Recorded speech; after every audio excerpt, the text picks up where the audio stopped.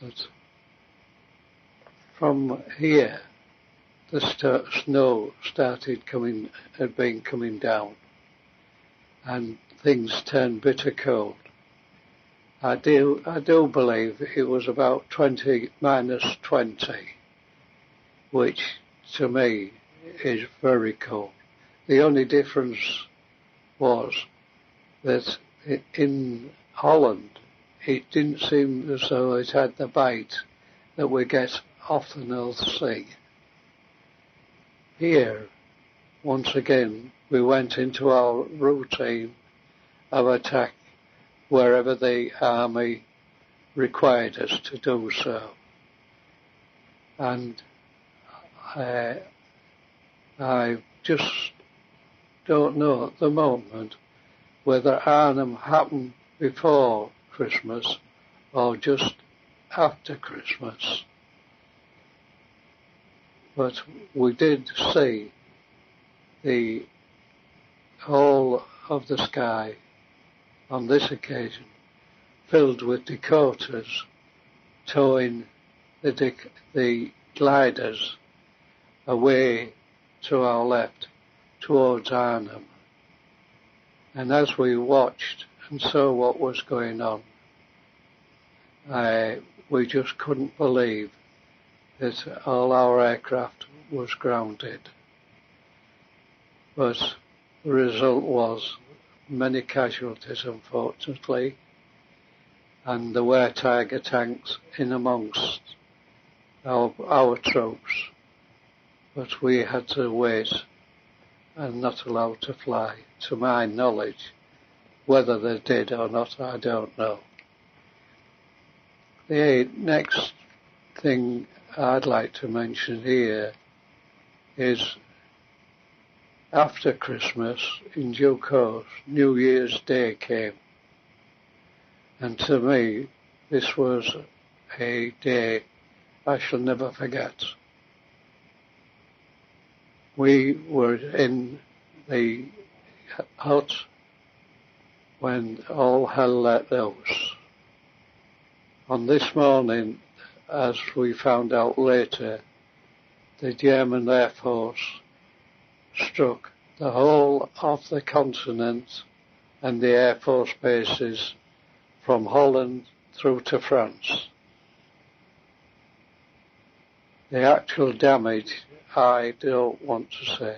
All I do know, having read a book which was being written since the war, it was total chaos for every aerodrome or landing strip on the continent. Many people being killed, service people, many pilots being killed, many aircraft being destroyed. On our squadron alone, we lost our flight sergeant and also one of the lads. Myself, I only just escaped death when a 20mm cannon shell exploded a matter of a foot away from me.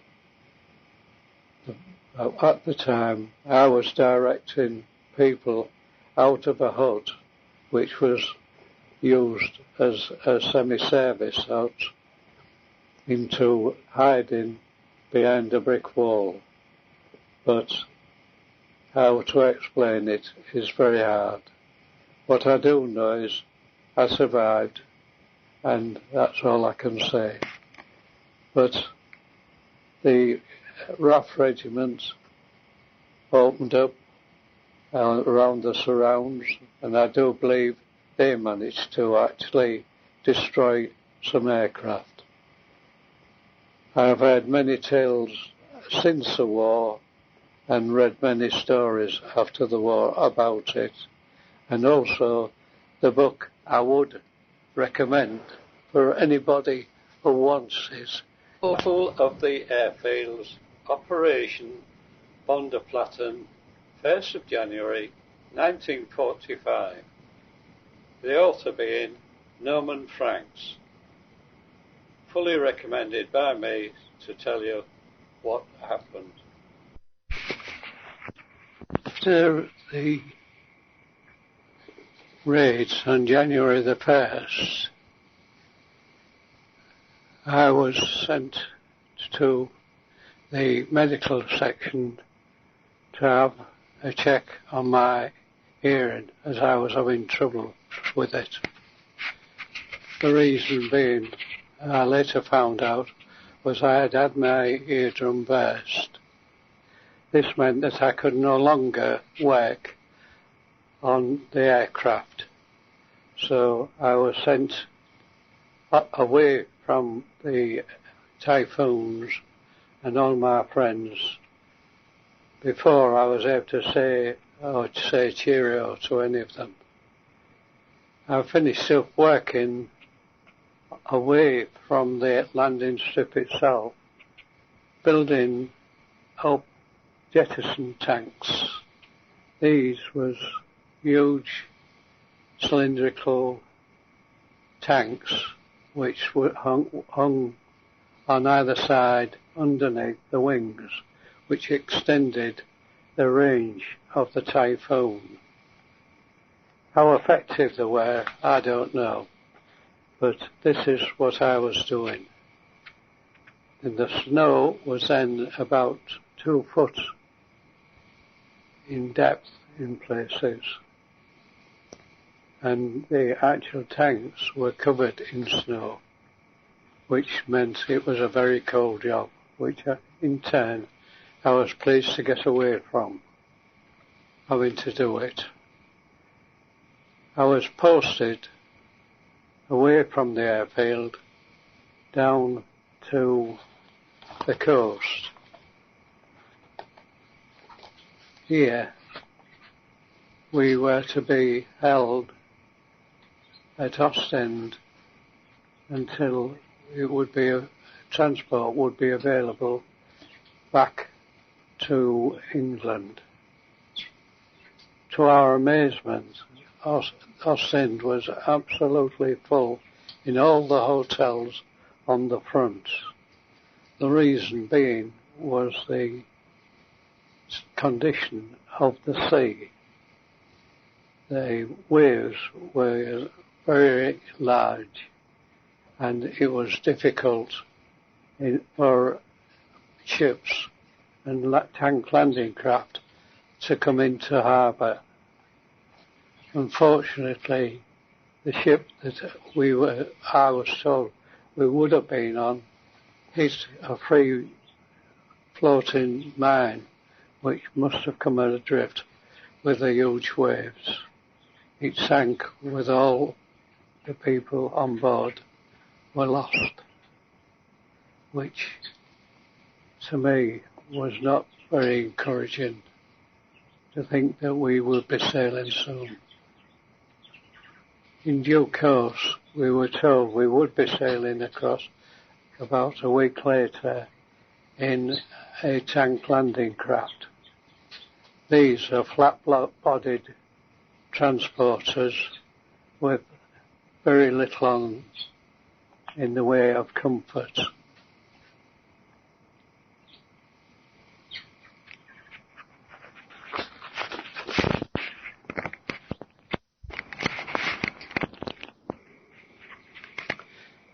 The next morning we arrived at Tilbury. Here we were checked out to see if we had brought any illegal goods into the country, mainly money. Having checked my pay book against the money I had in my pockets, I was let through to proceed home, which I thought, but in turn I finished up from Tilbury to Bramcote.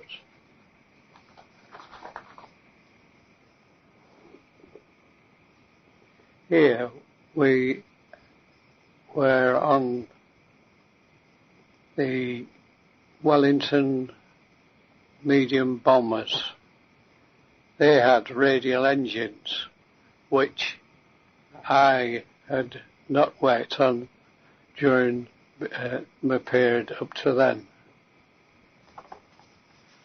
My main job basically was running around doing the odd bits and bobs. So I was pleased when I was reposted again, this time to a place called Portreath. This is down in Cornwall, which was a far nicer place to be. The actual aerodrome was the furthest out towards the Atlantic, and here I once again started working with aircraft.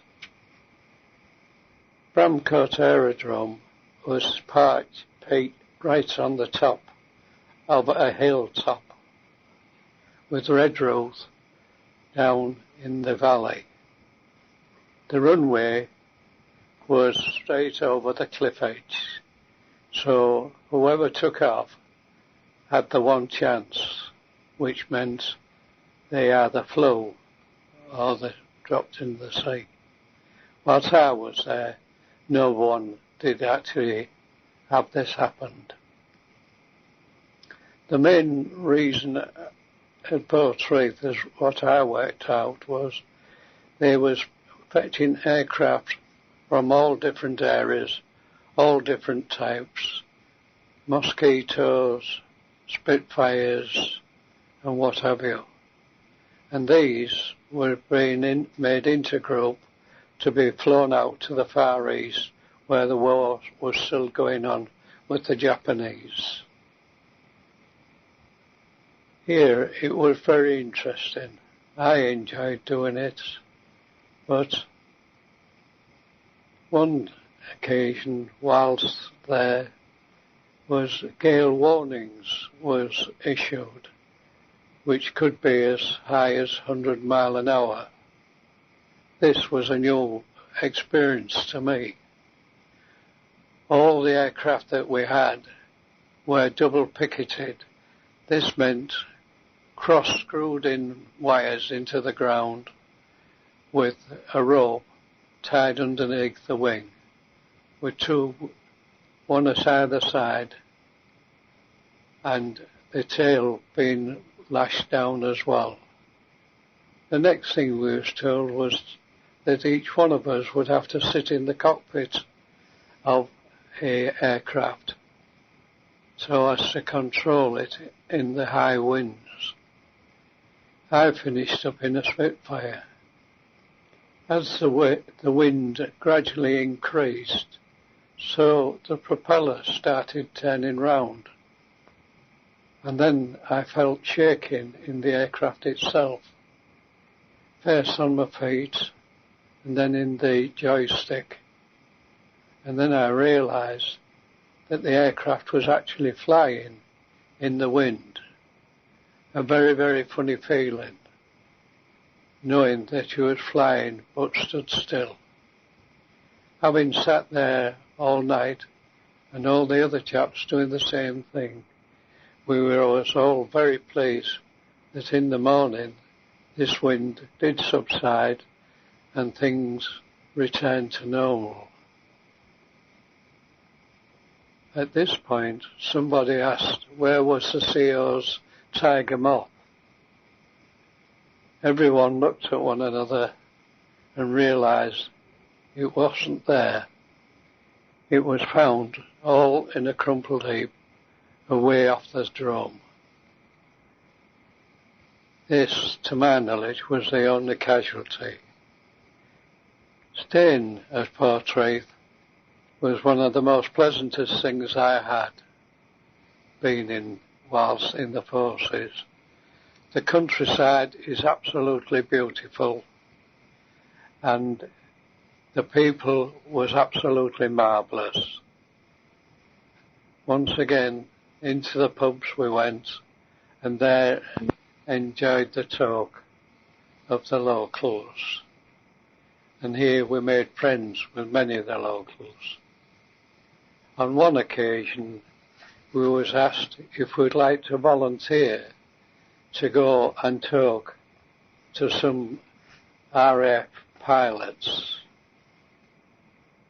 When asked, I'd little realised these people actually turned out to be the pilots and air crews of who had had accidents in flying. Having passed an afternoon with them, I could only but admire the guts of these people with half-burnt figures, hands, faces, and what have you. And I really did enjoy their company, and I'm sure they enjoyed ours. From there, I went up into the hills and admired the views of the Cornish coast.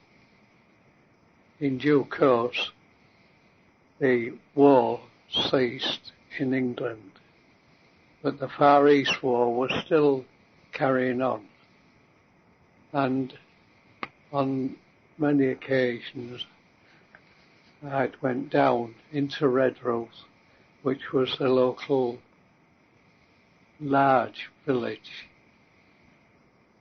and as the aircraft ceased to go out so much, I then became a gardener at Portreath. Unfortunately, this didn't last that long, so I was posted again, this time to a place of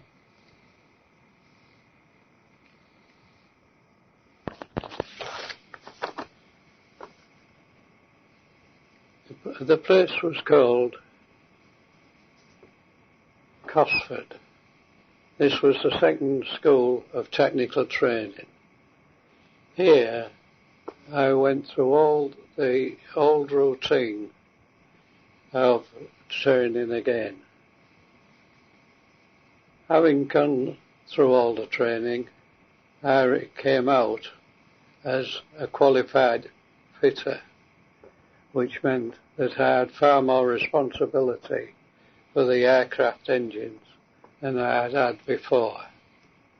It was a pleasant experience, once again, to see all the different types of aircraft and how they worked, and this time knowing more about them. When finishing the course, I passed out as a fully trained fitter.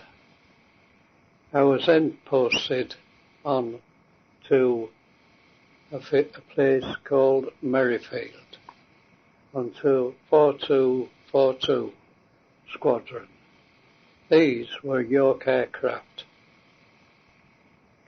Now the York aircraft had 4 engines, a very square-bodied frame, and it was the latest transport type of aircraft. I was quite happy with the old Merlins. And what happened here was the people who had been on bomber aircraft during the war were now being retrained onto more like a civilian aircraft. These York aircraft was mainly for transporting goods and personnel.